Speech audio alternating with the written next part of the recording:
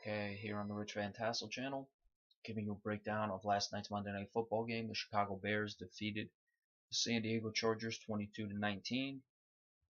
First, the box score for the visiting Bears: Jay Cutler 27 to 40, 345 yards, 2 touchdowns, 1 interception. A good game from him, so I got to give him kudos because I expected he was going to have a poor game.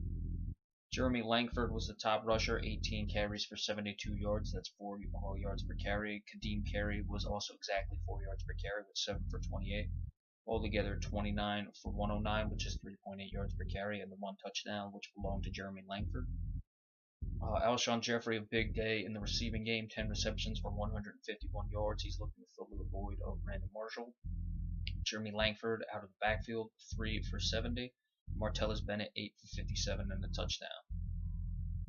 Jay Cutler did fumble the ball and it was lost, so he did turn the ball over twice.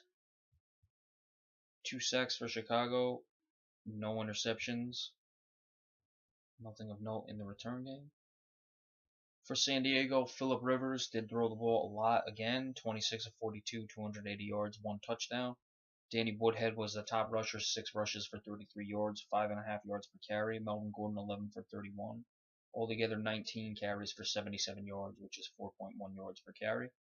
Danny Woodhead was the top receiver out of the backfield, so Phillip Rivers was not able to get the ball downfield. It was big targets. 6 receptions for 78 yards and a touchdown, so a lot of checkdowns. Antonio Gates, 6 receptions for 69 yards.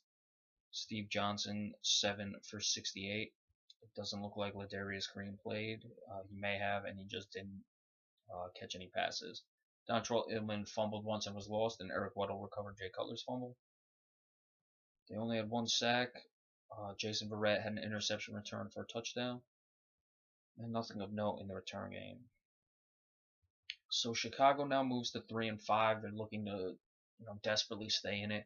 It's going to be tough to get a wild card in that conference because of how well Atlanta and Minnesota or Green Bay, whoever doesn't win that division, and even Seattle out west. So Chicago's really got their work cut out for them. But they just got to keep winning. Hopefully Jay Cutler can continue to improve. He should be the quarterback there for a long time. So you'd like to see him cut down his turnovers and finally establish himself. And you still are professionals. You still got to play the rest of the way.